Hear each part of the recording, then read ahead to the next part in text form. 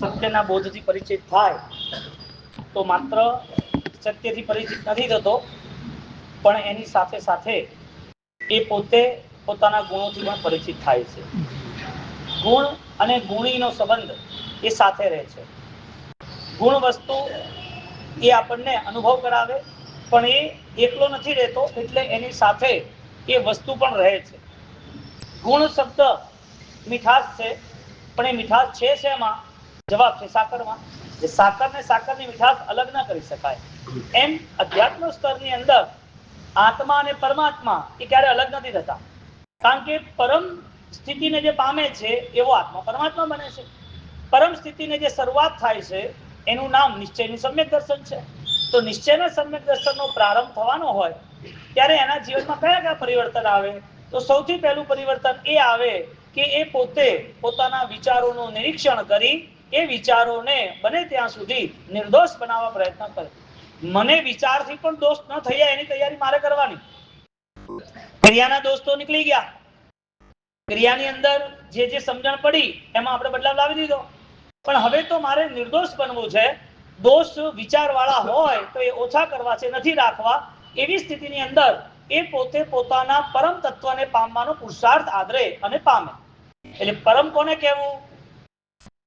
પરમાત્મા છે એ જ પરમ છે કે દરેક આત્મા પરમ છે? દરેક આત્મા પરમ છે. એટલે આપણું પરમ સૌભાગ્ય છે કે શાશ્વત ગિરિરાજની યાત્રામાં ભવ્યત્વની છાપ અમર બની જાય છે. અનંતકાળના પરિભ્રમણમાં ભવ્ય જીવ છે એવું એને પોતાને જો સ્પષ્ટપણે નક્કી કરવું હોય તો એ શાશ્વત ગિરિરાજના પરમાણુઓની ઉર્જાઓની અનંત સિદ્ધોની ઉર્જામાં પ્રવેશ કરે. એટલે વ્યવહારથી એ સ્પર્શ કરે અને આવી વાત સાંભળે એટલે એને આનંદ આવી જાય કે ભાઈ આપણે ભવ્યત્વ તો છે જ. ગિરિરાજ અનંત અનંત સિદ્ધોની ભૂમિ, અનંત કાળથી અનંત ઉર્જા, અનંત સાધનાઓની આ આખી જ સ્થિતિ છે અને એમાં આપણે અહીંયા પધાર્યા છીએ. એટલે દાદા આદિનાથ પણ પોતે પૂર્વ 99 વાર પધાર્યા.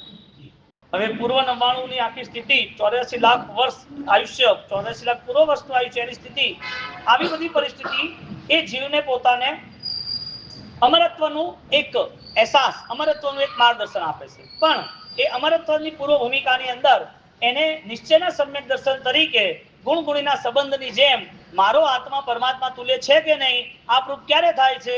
એને એક પળ પણ એવી આવે કે મારે મારા વ્યવહારોથી પરિવર્તન લાવવું છે, મારે મારા સ્વભાવોનો બદલાવ લાવવો છે. ત્રીજા સમ્યક દર્શન રૂપે જે નિશ્ચયનું સમ્યક દર્શન અભિધાન રાજન કોષના 7મા ભાગમાં જ્યારે જણાવવામાં આવે છે ત્યારે આનંદ અપરંપાર થાય છે કે જે જીવે જાણ્યું હતું, માણ્યું હતું, હવે એનો માલિક બને છે. આપણે જ્ઞાન પામવામાં સાથે જોડાઈ ગયા, જ્ઞાન પામવામાં મહેનત કરી લીધી, જ્ઞાન શું છે એના પ્રમાણે પરિવર્તન લાવી દીધું. હવે એ જ્ઞાનનો અધિકારી બની જાય છે કે મારું જ્ઞાન હવે મને ક્યાંય પણ પાછું પાડે એવું છે નહીં. એટલે અન્ય દેશોની અંદર, હિન્દુસ્તાનની અંદર નહીં, આત્મા તરીકે અને આત્માની અનુભૂતિ તરીકે જો કોઈ વાત કરતું હોય અને એ અનુભૂતિ એને અનુભવાતી હોય, એ અનુભૂતિનું ફળ એને મળતું હોય તો એનો આનંદ અપરંપાર લાગે છે. અન્ય દેશોની અંદર એક મુસલમાન એને પોતે ઉર્દુના શબ્દ તરીકે અનલ હક, આત્મા છે, આવો શબ્દ એમને ઉપાડ્યો કુરાનમાંથી. અને એ શબ્દ ઉપાડ્યો એટલે અનલ હક એટલે આત્મા એ શું છે? તો કે આત્મા તરીકે એક જ ખાલી માત્ર પરમાત્મા છે, ખુદા છે. તો કે આત્મા તો બધાય છે, એકલા એ કેમ? તો કે આવું નહીં બોલવાનું છે. આત્મા તરીકે એક જ ઉર્જાવાન એવા પરમાત્મા, એવા ખુદા છે, ઈશ્વર એક જ છે. કે ઈશ્વર તો નતા પણ એના માટે ઈશ્વર હતા. તો એ પોતે મનસુબ નામનો મુસલમાન, એ કે આ પોસિબલ જ નથી. એક આત્મા હોઈ જ ન શકે.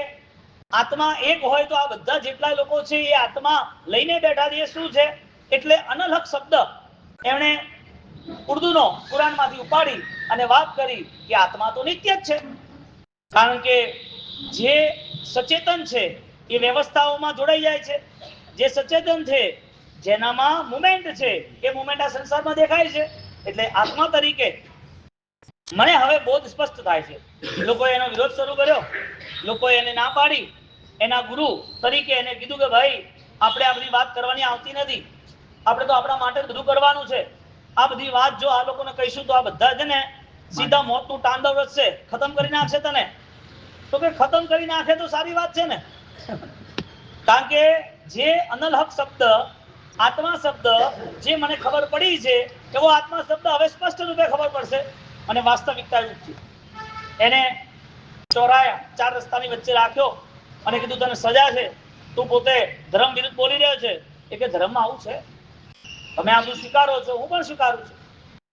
તમે આની વસ્તુનો કદાચ ન સ્વીકારતા હો અથવા આ વસ્તુ ના હોય તો મને જણાવો. કોઈ આ માનતા નથી અને એને 4 ચોરાયા ઉપર, 4 રસ્તા ઉપર એનો પેલા હાથ કાપે, પગ કાપે અને પૂછે, બોલ આત્મા છે? તો કે છે. એકવાર હાથ કાપ્યા, બીજો હાથ કાપ્યો, બીજા પગ કાપ્યા, લોહી નીકળતું જાય છે અને એને પૂછતા જાય છે, આત્મા નિશ્ચિત છે, કારણ કે હવે મને અનુભવ થાય છે કે આ બધા દુઃખો હવે મને પોતાને અસર નથી કરતા.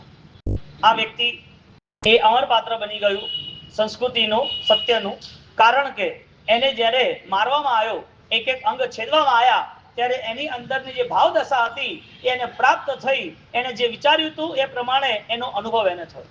અહીંયા સમ્યક દર્શન જ્યારે નિશ્ચયનું બને છે અને એ નિશ્ચયના સમ્યક દર્શનની અંદર એનામાં સરસ મજાના ગુણ ખીલે છે, જેનું નામ છે નિર્વિકલ્પ અવસ્થાનો પ્રારંભ.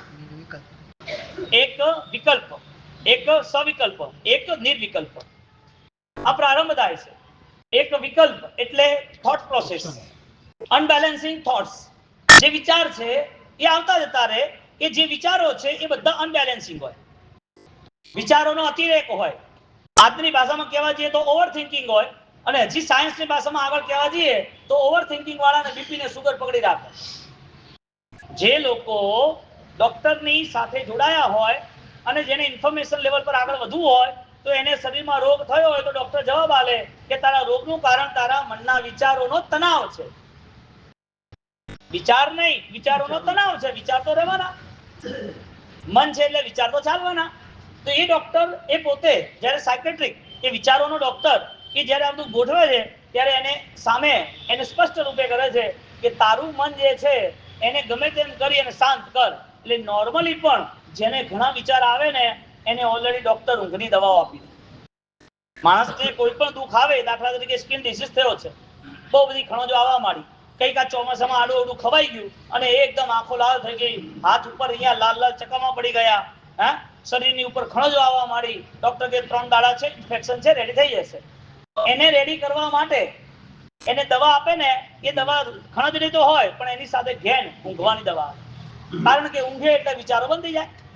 કારણ કે જાગતો હોય એટલે એને દુઃખ થાય, આ મારું ક્યારે મળશે, મને આ કેમ આવું થયું, મારે આ થયું કેવી રીતે, ખબર કઈ રીતે પડે કે મને સોલ્યુશન આવ્યું નહીં. એટલે જેને પોતાને ધર્મ આરાધના વગર જ્ઞાને થઈ છે, એ ધર્મ પ્રવૃત્તિ પછી, ધર્મ ક્રિયા પછી એનું ડિસ્ટર્બન્સ ઓછું નહીં થાય. જે તમે જ વિચારી લો, એક જણને તાવ આવ્યો હોય ઘરમાં, અને એ ઘરના તાવની અંદર એને દિવસ છે ને બહુ લાંબો લાગે, એને એમ જ થાય 3 ટાઈમ દવા લેવાની છે, મારે જલ્દી દવા લઈ અને 3 દાડામાં મારે રેડી થવાનું છે. એટલે એ જેને ઘડિયાળ જોતો જાય અને એ ઘડિયાળ જોતા જોતા 2 વાગ્યા, 3 વાગ્યા, 4 વાગ્યા, એટલે એને એમ થાય ટાઈમ જલ્દી જતો નથી, પડ્યા રહેવું ગમતું નથી અને હવે સમય ભારે લાગે છે. એટલે વિચારોનો તણાવ એને પકડી રાખે છે. કારણ કે જે વિચાર સતત કામ કરવાના, બીજી બધી પ્રવૃત્તિઓના હતા, હવે પ્રવૃત્તિ શરીરે ખતમ કરી નાખે, એ બધું બંધ થઈ ગયું.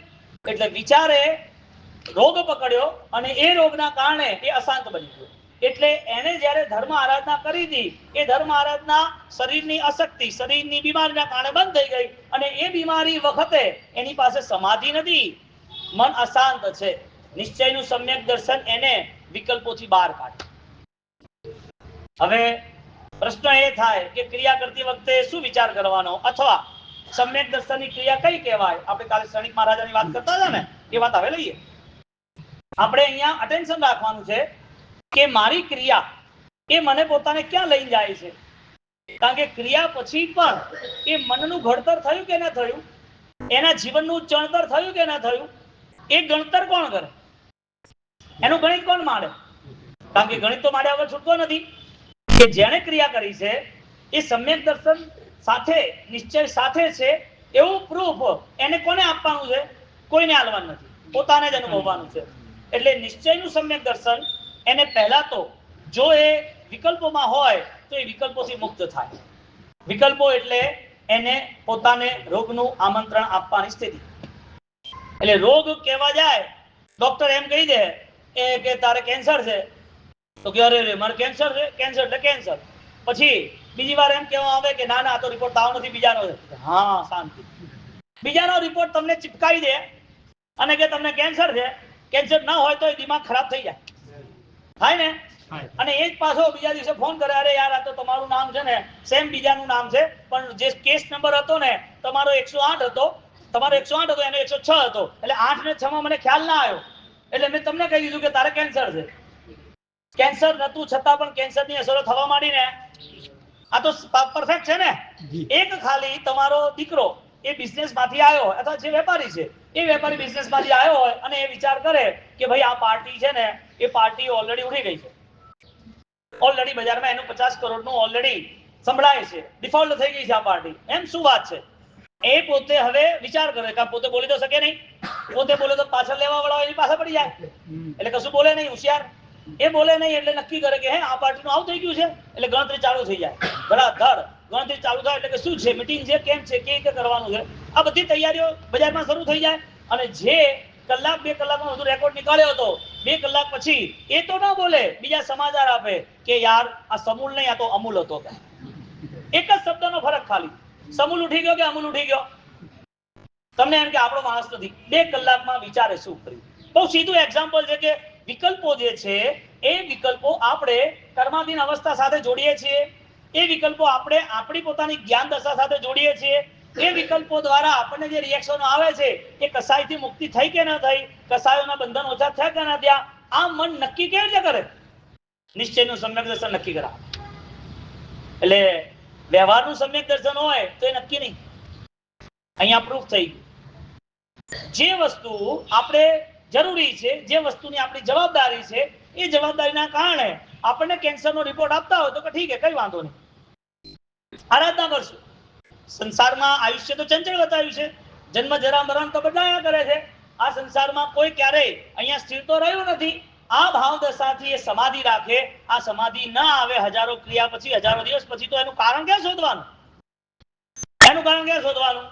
કેન્સર છે જે વિચાર તણાવમાં આવ્યો, કેન્સર નથી જે વિચારથી મુક્ત થયો. આ જે મન હતું, આવા મનને હવે એને નક્કી કેવી રીતે કરવું કે મારે પોતાને સમાધિમાં રહેવું કે ન રહેવું? આનો જવાબ ક્યાંથી શોધશે કે મારા મનને મારે શું કરવાનું?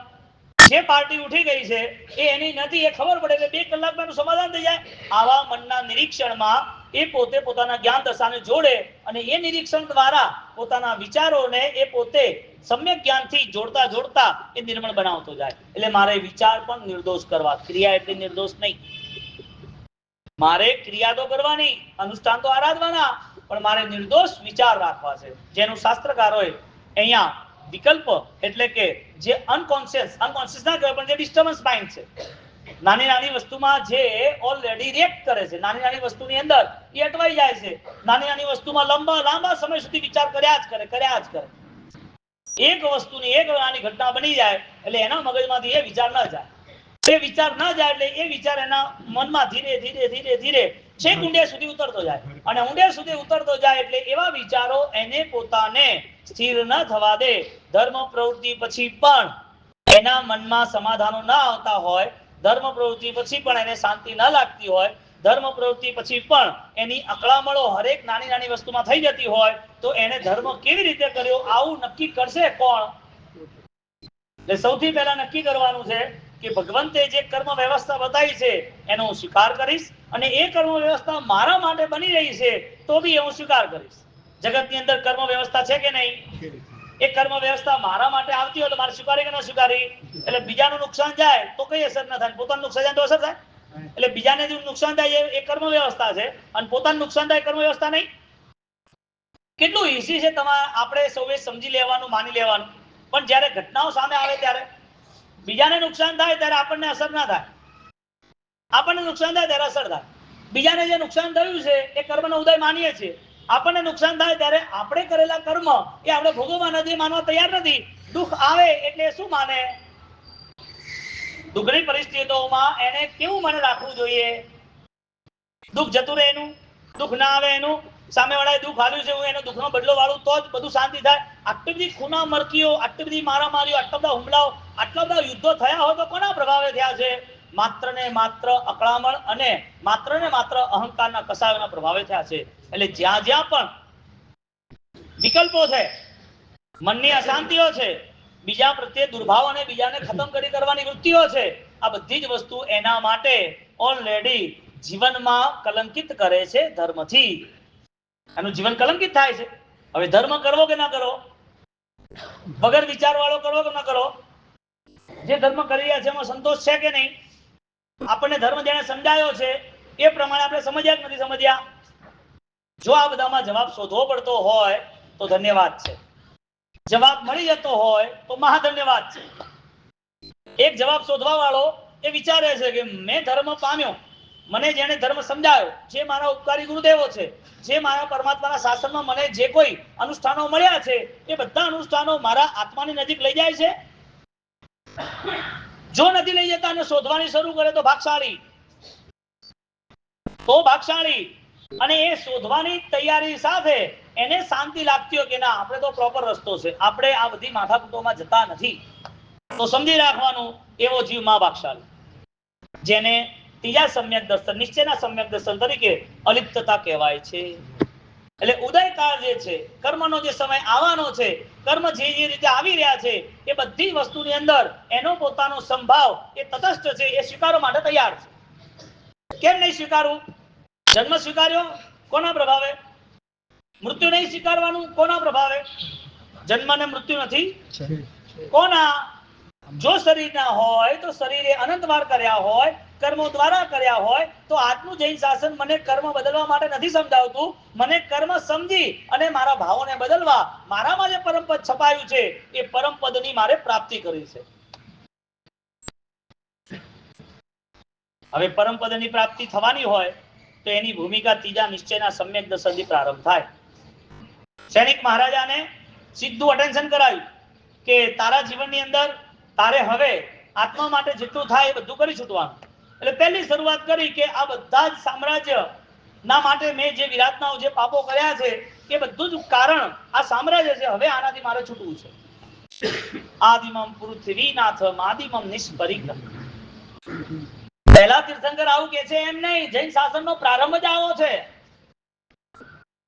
સકલારથની અંદર કલિકાલ સર્વજ્ઞ હેમચંદ્રાચાર્ય ભગવાન 3.5 કરોડ શ્લોકની રચનામાં જ્યારે ત્રિષષ્ઠી શલાકા પુરુષની અંદર પહેલા અધ્યાયનો પ્રારંભ કરે, આદિમમ પૃથ્વીનાથ આદિમમ નિષ્પરિગ્રહમ, તો આદિનાથ ભગવાનની સ્તુતિ તો છે જ, પણ જગતની અંદર જેને પરમપદની પ્રાપ્તિ કરવી છે, પરમાત્માની નિષ્ઠા પ્રાપ્ત કરવી છે, પરમપદની અંદર જે પોતે એકાકાર થવા માંગે છે, એનો રસ્તો છે નિષ્પરિગ્રહમ.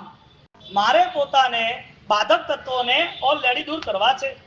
મને જે ડિફરન્સ કવર કરવું છે, મારે જે ભેદ કરવો છે હું કરીને જ રહીશ.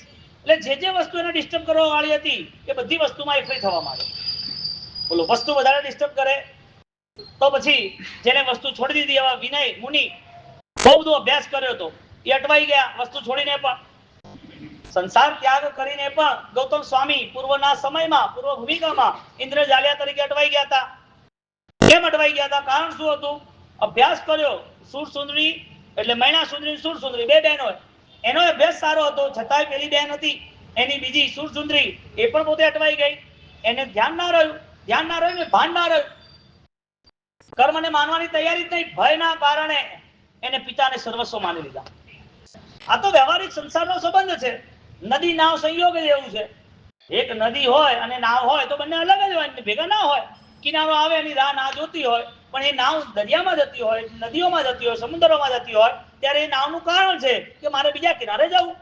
એમ આ સંસારની અંદર જે કોઈ લોકોનો સંયોગ થયો છે, જે સંસારનું મિલન થયું છે, જે સંસાર ભેગો થયો છે, એ બધો જ થોડાક સમય માટે છે. એ ભૂલી ગઈ સુરસુંદરી. એટલે સુરસુંદરીએ નક્કી કર્યું, પિતાજી તમે સર્વસ્વ છો. પિતાજી સર્વસ્વ હોય તો દુનિયામાં કોઈ મરે નહીં, કોઈ દીકરા દીકરીને દુઃખ આવે નહીં, કોઈ એને દુઃખી કરી શકે નહીં. પણ આ શક્ય છે જ નહીં. કર્મને ન માનવા વાળો મનથી અશાંત રહે છે. ધર્મને ન માનવા વાળો એ વધારે ને વધારે દુર્ગતિના લેખા જોખા લખવા માંડે છે. ધર્મને માનવા વાળા ઘણા લોકો છે, પણ આત્મા નથી માનતા. 6 દર્શનોમાં અલગ અલગ માન્યતાઓ બતાવી છે, તો કર્મને માનવાની સ્થિતિ એકલી નથી બતાવી. કર્મને માનવા સાથે એની જીવનની વ્યવસ્થામાં આનાથી મુક્તિનો રસ્તો અધ્યાત્મનો પરમનો છે એ સ્વીકારવાની વાત છે. એટલે માત્ર કર્મ માની અને ધર્મ ક્રિયામાં જોડાઈ જાય તો એની અલ્પકાલીન ક્રિયા રહેશે, ક્ષણિક ક્રિયાઓ રહેશે, પરંતુ એ જ વસ્તુ કર્મ સાથે સમ્યક જ્ઞાન સાથે ઉપાસના કરે એટલે એની પોતાની અનુષ્ઠાનની ક્રિયા આ જન્મ નહીં, મોક્ષ ન મળે ત્યાં સુધીની હશે. કારણ કે સમ્યક દર્શનને ઓથોરાઇઝ, સમ્યક દર્શનની જવાબદારી મોક્ષ આપ્યા વગર નહીં લો. સમ્યક દર્શન આત્માને પાવન કરી નાખે. એ પાવનની ભૂમિકાઓ શરૂ થાય એટલે નિયમ છે કે આ આત્મા હવે આ સંસારની અંદર લાંબો કાળ ભટકશે નહીં. અનંત પૂતગલ પરાવર્તન ખતમ થઈ ગયા. એ હવે માત્ર અંતિમ ચરમ પૂતગલ પરાવર્તન કાળમાં આવી ગયો. એ જીવને જ્યારે આવી સ્થિતિઓ આવતી જાય ત્યારે એ પોતાના મનને હવે તૈયાર કરી દે. ક્ષણિક મહારાજાએ પોતાના મનને તૈયાર કર્યું. પ્રભુ મહાવીરને આ બધી ઘટનાઓ સાથે મળી અને પોતે નીકળે છે. અને નીકળે છે ત્યારે નક્કી કરે છે કે મારે મારા દીકરાને ઓલરેડી બધું આપી દેવું છે. કોણિકને બધું આપી દઈશ, મારે હવે કઈ જોઈતું જ નથી. હવે આ બાજુ ધર્મનું જ્ઞાન છે. પરમાત્માએ એને ધર્મ જ્ઞાનથી પરિચિત કર્યો, પ્રભાવિત કર્યો, ભાવિત કર્યો. અને એ પોતે જ્યારે જાય છે જતાની સાથે મનમાં ઉમળકો છે કે હા હવે મારે ગમે તેમ કરી અને હવે આ જીવન તો સંપૂર્ણ ધર્મમય અને એકાકારતા પૂર્વક મારે વ્યતીત કરવું છે. આવી ભાવનાઓ સાથે જ્યારે એ નીકળે છે અને જ્યારે રાજમહેલમાં પ્રવેશ કરે છે બધા સૈનિકો એને પકડી લે છે. કારણ કે એનો દીકરો કોણિક એ એના મનમાં ઝેર લઈને બેઠો હતો. અને એને જ્યારે પકડી લે છે તો કે ભાઈ આ શું છે? તો કે કઈ છે નહીં, બસ હવે તમારે ઓલરેડી સજા ભોગવવાની છે, કારાવાસ ભોગવવાનો છે, તમારે વેદનાઓમાં પસાર થવાનું છે, હવે આ રાજપાટ તમારું નથી. તો કે કેમ એમ? આવું કારણ શું? તો કે દીકરાએ આવું કર્યું છે, કોણિક છે હવે રાજા છે, એનો આદેશ છે, અમે બધા એના ઈશારે વર્ષોથી ચાલતા હતા, સમયની રાહ જોતા હતા. અને આ બાજુ સૈનિકને બંદીજ બનાવી દીધો. એને પગમાં, હાથમાં, ગળામાં જંજીરો બાંધી દીધો. અને બાંધ્યા પછી દીકરાને કહે છે, દીકરા તું શું કરે છે? તને આટલો સ્નેહ અને વાલથી મોટો કર્યો છે, મારે આરાધના કરવી છે, મારે હવે કઈ જોઈતું નથી, આ બધું તું જ રાખ. એ કે તમારી આ માયા હોય તો મને શું ખબર પડે? તમે ચાલબાજી કરી હવે મારી જોડે બદલો લો તો શું ખબર પડે? તમારી સારી ભાવના હોય છતાં પણ તમારા કર્મ તમારે ભોગવવાના હોય એટલે તમે બોલેલું સીધું ન પડે. કર્મનો રોલ કેટલો છે? એ કર્મ ક્યાં કર્યું હતું ને ક્યાં ભેગું થયું? બધું બળ હતું છતાં પણ કર્મ ન બદલાયું. રાજા હતો, તાકાત હતી, હા, એટલે એનો મતલબ એ થયો કે ગમે તેટલા પૌદ્ગલિક વ્યવહાર હોય, ગમે તેટલી પૌદ્ગલિકનો પાવર હોય, ગમે તેટલું બળ પૈસાનું હોય, ગમે તેટલું પદનું હોય, માણસો હોય, બુદ્ધિ હોય, બળ હોય, બધી તાકાત હોય, પણ જે કર્મ ઉદયમાં આવી રહ્યું છે એ ઉદયનું કર્મ, જે કર્મ ભોગવવામાં આવ્યું છે એવું ભોગાવલી કર્મ, એના માટે કોમ્પ્રોમાઇઝ માટે એક પણ વસ્તુ કામ નથી લાગતી, માત્ર સમ્યક દર્શન જ કામ લાગે છે. એક પણ વસ્તુ કામ લાગતી નથી. રાજા હતો ને, સોનાના સિંહાસનો હતા ને, એની આગના હજારો લાખો સૈનિકો માનતા હતા ને, સમ્રાટ તરીકે બીજા રાજાઓ મુકટબદ્ધ એના ચરણે હતા ને, બધી તૈયારી હતી, છતાં પણ કર્મ બદલાતાની સાથે પળમાં જ એને પોતાને ખાવા પીવાના ફાંફા પડવા માંડ્યા. એની જે અનુકૂળતા હતી રહેવા કરવાની બધી ખતમ થઈ ગઈ. એ જ્યારે બીજાને સજા આપવા વાળો બનતો તો હવે પોતાને સજા ભોગવવાની બની. આવું બધું કોના કારણે થયું? પૂર્વ બાંધેલા કર્મના કારણે. એટલે જેને જેને પણ ઓલરેડી દુઃખનો ડર લાગતો હોય એને સમજી વિચારીને બોલવું ચાલુ. જેને દુઃખનો ડર લાગતો જ નથી એવા જીવો માટે દુઃખ આવે તો કુટાયા કરે, એને વાંધો આવતોય નથી. એટલે જેના જીવનો રફ એન્ડ ટફ છે, જેને પોતાને વ્યવહારો ઉચિત નથી કરવા, જેને આપણા ત્યાં જય વિરાય પ્રાર્થના સૂત્રમાં લોક વિરુદ્ધ જચ્છાઓ આવો શબ્દ વાપર્યો છે.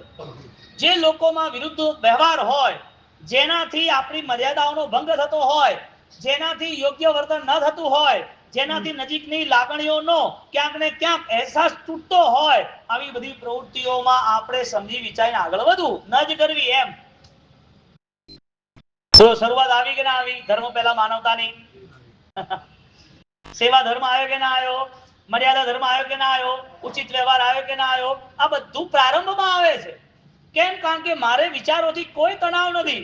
હવે જ્યાં એક નાની નાની વસ્તુમાં દેરાણી જેઠાણી, સાસુ વહુ અથવા બે નાના મોટા ભાઈઓ અથવા પિતા અને પુત્ર, એ બધાના જ્યારે આવા વ્યવહારો નેગેટિવ બનતા હોય તો જૈન ધર્મ શોધવો પડે કે ના શોધવો પડે? કે આનામાં ક્રિયાઓ છે, પૂજા છે, પાઠ છે, સમય છે, બોરાવાનું છે, ભક્તિ છે, એનામાં કરુણા કેમ નથી?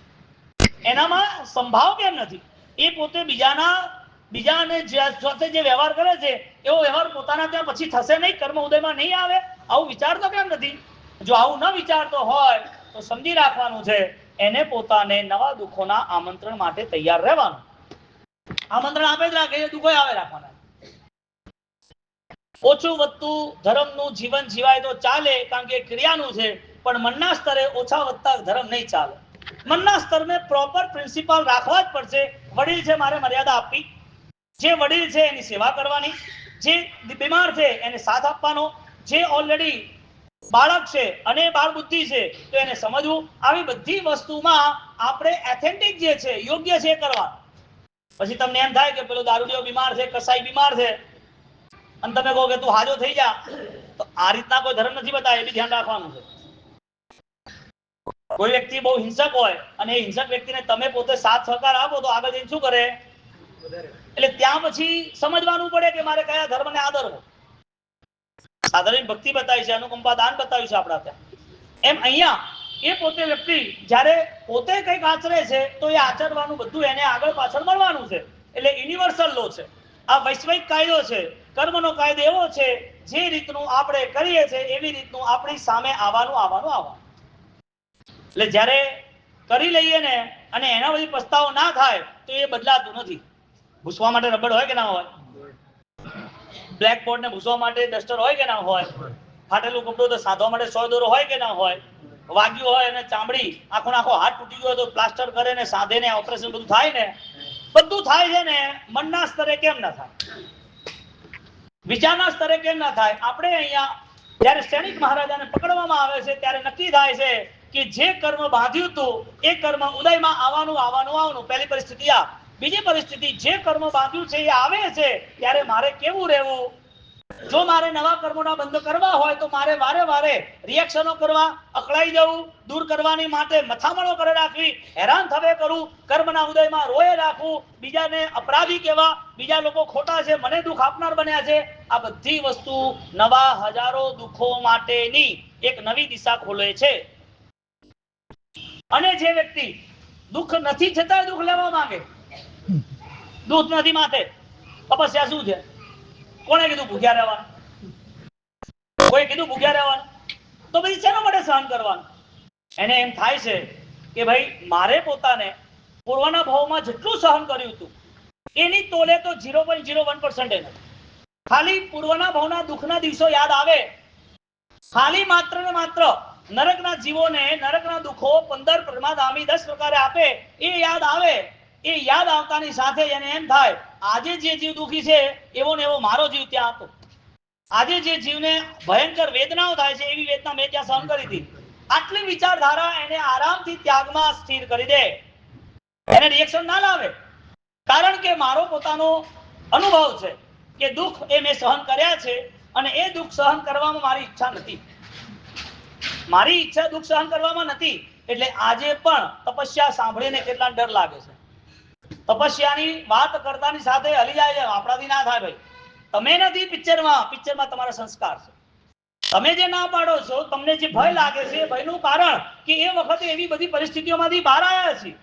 એક પૂરની અંદર 2006 ના પૂરની અંદર અમે ત્યાં ગોપીપુરા આપણે હનુમાન 4 રસ્તા ગુરુ મંદિરમાં હતા અને એ ગુરુ મંદિરની અંદર આપણે 4 દિવસ માટે બધાનો સંપર્ક ઓછો થઈ ગયો તો તૂટી ગયો તો ઓછો ક્યાં પાણી એટલું બધું હતું. તો ગોપીપુરામાં જ્યારે 7-8 ફૂટનું પાણી હતું પણ સહસ્ત્રફળામાં એટલું નતું, અડધો ફૂટ હશે માળ. તો જ્યારે આગળ ધીરે ધીરે ગયા નવસારી બજાર ને એની આગળ જાવ કૈલાસનગર 25-25 ફૂટના પાણી, ત્યારે ત્યાં રાત્રે કૂતરાઓ એ બે જાળી પકડી અને આગળ દૂર સુધી એ રોતા હતા. બે જાળી ઉપર, કારણ કે ઉપર તો જઈ શકે નહીં, બધાના ઘરો બંધ, બીજું કદાચ પાર્કિંગ હોય તો ક્યાં જઈ શકે જઈને પણ. તો એ જે કૂતરાઓ રાત્રે રોતા હતા, જે બીજી ગાયો ને ભેંસો તણાઈ આવી અને ત્યાં ઊભી હતી, એને પોતાને ભોજન નતું મળતું, પાણી નતું મળતું, એને કોઈ સહારો નતો મળતો, એને પોતાને દુઃખ સિવાય કઈ હતું જ નહીં. આવા દુઃખોના જે વિરોધો કર્યા હતા અને એમાં જેની મોત થઈ હતી એવા જીવો આજે પણ દુઃખથી ડરે. કારણ કે તમે ડરો છો એવું નથી, તમારા પૂર્વના સંસ્કાર તમને ડરાવે છે. એટલે જેને દુઃખનો ભય લાગતો હોય એને દુઃખ નહીં આવે ક્યારે? જેને તપનો ભય લાગતો હોય શું એ ક્યારે તપ નહીં કરે? નહીં જ કરે. કારણ કે હિંમત તો રાખવી જ પડે. કારણ કે જૈન દર્શને આપણને શીખડાયું છે કે કોઈ પણ કર્મ આવી અને તમારી જોડે પેમેન્ટ માંગવાનું છે. કોઈ પણ કર્મ તમે એમ વિચાર કરો કે મને કશું જ નહીં થાય તો પછી પ્રભુ આવીને કઈ ના થવું જોઈએ તમારી બુદ્ધિ પ્રમાણે. ચક્રવર્તીઓ રાજા મહારાજાનો પુણ્ય અજબ ગજાના હતા, એને કઈ ના થવું જોઈએ તમારી બુદ્ધિ પ્રમાણે. આજે જે સંપન્ન વ્યક્તિઓ છે આ દુનિયાની અંદર, આ પૃથ્વીની અંદર, એને કઈ ના થવું જોઈએ? અરે એ પોતે જ્યારે 1 લાખ કરોડનો આસામી હોય તો 50,000 કરોડ આપી અને નવા 100 વર્ષ ના માંગી લે? કર્મને આપણે માનવું પડે. એનું કારણ છે કારણ કે મારું છે, અને એ માનવામાં મારાપણાનો ભાવ આવે એટલે સહજ રીતે બધા જ મનના તરંગો, મનની બધા વિખવાદની સ્થિતિઓ, મનના બધા વિવાદો શાંત થઈ જાય. કોણ અપરાધી છે નક્કી કરો. આચાર્ય ભગવાન જૈન સેન્સુરી મહારાજ સાહેબ, આપણા ગુરુદેવ ઉપકારી, એમની મુનિપણાની રચના એટલી અદ્ભુત હતી કે શરૂઆત આપણે અહીંથી કરીએ કે જેમાં આપણા પરિણામ સ્થિર થાય. પ્રગટે હૃદયના આંગણે મુજ શક્તિ સતરી પાવલી, તમશારણને વેદનારી દિવ્ય જ્યોતિષિકા. આ દિવ્ય જ્યોતિ શું છે? તમસો માં જ્યોતિર્ગમય. આખે ને આખું જો ગીતાનું નિર્માણ થયું હોય તો આ એક જ રસ્તો છે, અંધકારથી પ્રકાશ તરફ થાવ. હે ગાંધીજી લખે, ઊંડા અંધારે દી પ્રભુ પરમ તેજે તું લઈ જા. એટલે શું સમજવાનું? જ્યોતિ કોને સમજવાની? રોશની કોને સમજવાની? તેજ કોને સમજવાનું? અજવાળા કોને સમજવાના? એ આવે ક્યાંથી? જ્ઞાન રૂપી પ્રકાશ એ અજવાળું છે. એટલે એ અજવાળામાં પહેલા જ મનથી સૌથી પહેલા નક્કી કરે કે મારા કર્મો મારે ભોગવવાના હોય એ પહેલા એ કર્મોને હું બોલાવી અને પેમેન્ટ પૂરું કરું.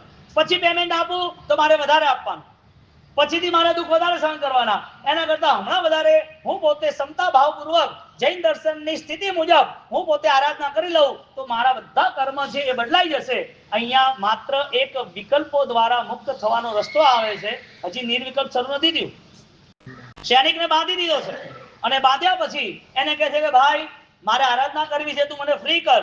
એ કે તમારી વાત ખોટી હોય, તમે ખાલી વાત મોઢેથી સાચી બોલતા હો તો અમને શું ખબર પડે? અમે હવે આવો ભૂલ નહીં કરી, કારણ કે બધા અમે કાલે ફસાઈ જઈશું તમે છોડશું એટલે.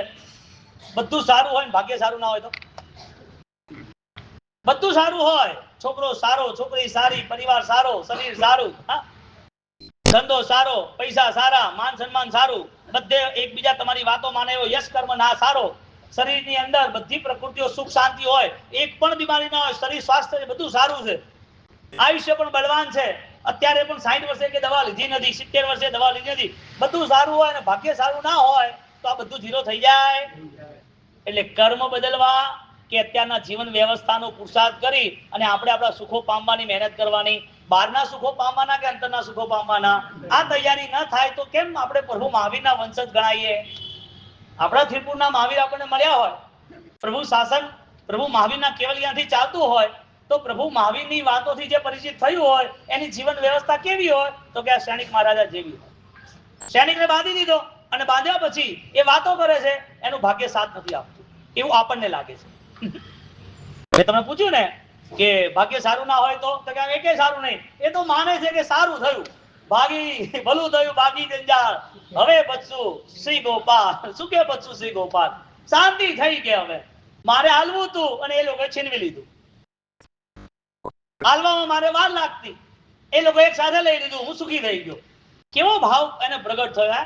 બધા મનના બધા વિકલ્પો શાંત થઈ ગયા. લે ભાઈ તું લઈ જા, તું લઈ જા, તું લઈ જા. શાંતિ. એક વાર તો મન શાંત થાય.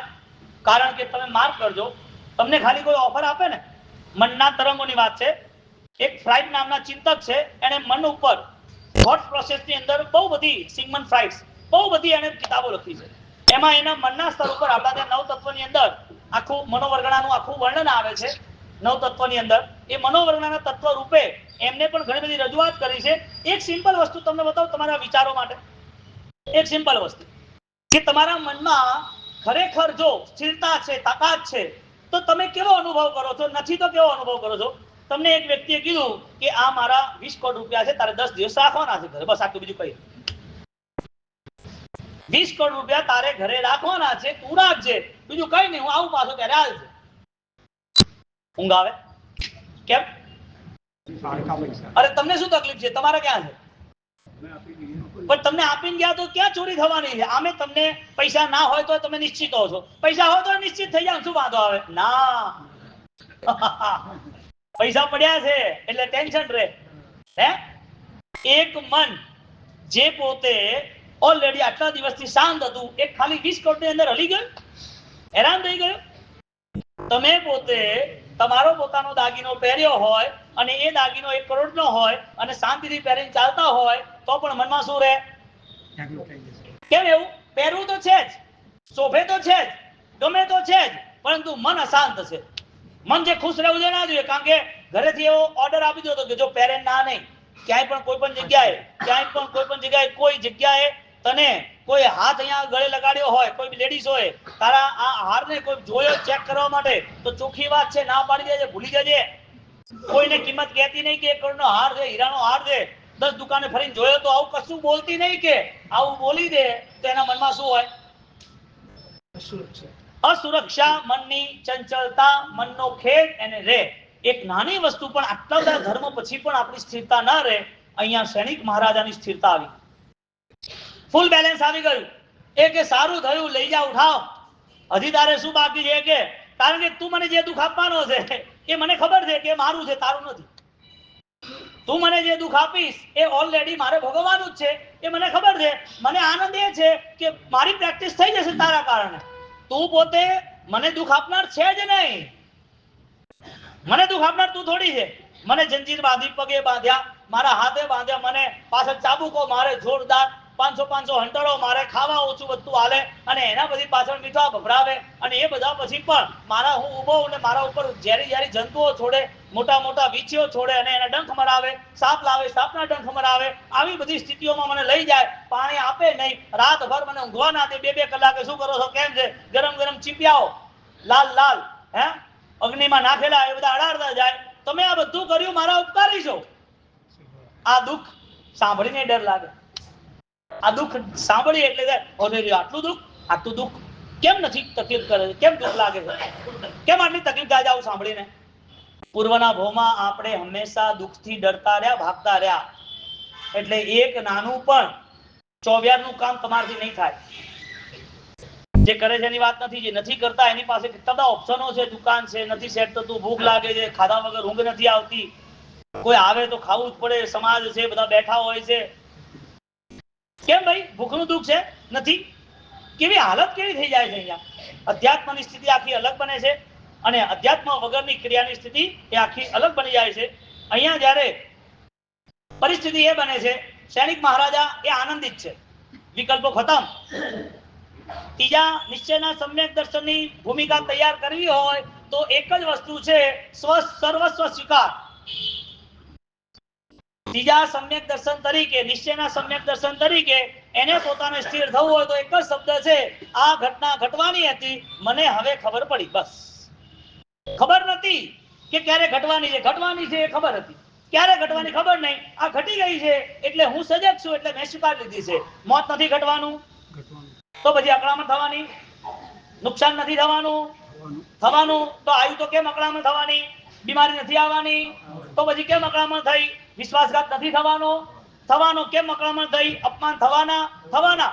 આ બધું થવાનું હતું એ નક્કી છે, પણ થઈ ગયું છે ત્યારે મારે હવે ક્ષમતા રાખવાની કે આ બધું થવાનું હતું એ અત્યારે મારી આંખ સામે દેખાય છે. એટલે સ્વીકાર કર્યો હોત, દરેક વસ્તુનો સ્વીકાર કર્યો હોત તો ડિસ્ટર્બન્સ થતો. જે વસ્તુ થવાની છે, જે ઘટનાઓ ઘટવાની છે, એ વસ્તુનો વિરોધ કેમ કરવાનો? આપણું કર્મ નથી.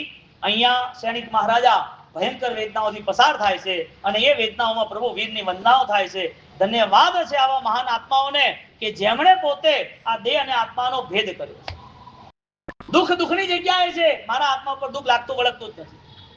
જે નરકના દુઃખો છે એની અપેક્ષા. એટલે સૈનિક મહારાજાને જયારે દુઃખ પડે છે અને એ દુઃખની અંદર જયારે એને બહુ બધું આગળ લઈ જાય છે, ભયંકર વેદનાઓ આપે છે, ત્યારે એ પોતે નક્કી કરે છે, તું તો ઉપકારી છે. અહીંયા મારું માઇન્ડસેટ થઈ ગયું, તું ઉપકારી છે કે અહીંયા મને ખબર પડી ગઈ. ભગવાને તો મને પહેલા જ કીધું હતું કે તારે નરકની અંદર, છઠ્ઠી નરકની અંદર 22,000 સાગરો કુંડના ખૂબ દુઃખ સહન કરવાના છે. અધિકથી અધિક વેદનાઓ હજારો લાખો કરોડો ભાવની કરવાની છે. હવે મને કોઈ વાંધો નથી, માને દુઃખ દેખાય છે, દુઃખ કેવું છે એ ખબર પડે છે. એ દુઃખ મારા દેહથી, મારા આત્માથી બંને અલગ છે, આવી મને સ્પષ્ટતા હવે પ્રભુની વાણીથી થાય છે. અહીંયા મારી પ્રેક્ટિસ થાય છે, ત્યાં મારું પરફેક્શન રહેશે. દુઃખથી ડર લાગે છે, સિમ્પલ વાત. કોઈ પણ નાની બીમારી, કોઈ પણ નાની ઘટનાઓ ભયંકર કક્ષાની જીવનમાં આવે તો એને પોતાને રોવું કે ન રોવું? રોવું આવે છે, શું કરીએ પૂછો ને. મન જ આવું છે, શું કરીએ. મન માનતું જ નથી, શું કરીએ, આવું પૂછો ને. માથું ફોડ દિવાળે, ના માનતું હોય તો શું કરવાનું. નથી માનતું ને તો માથું ફોડે, ખબર પડે એટલે માની જવાશે.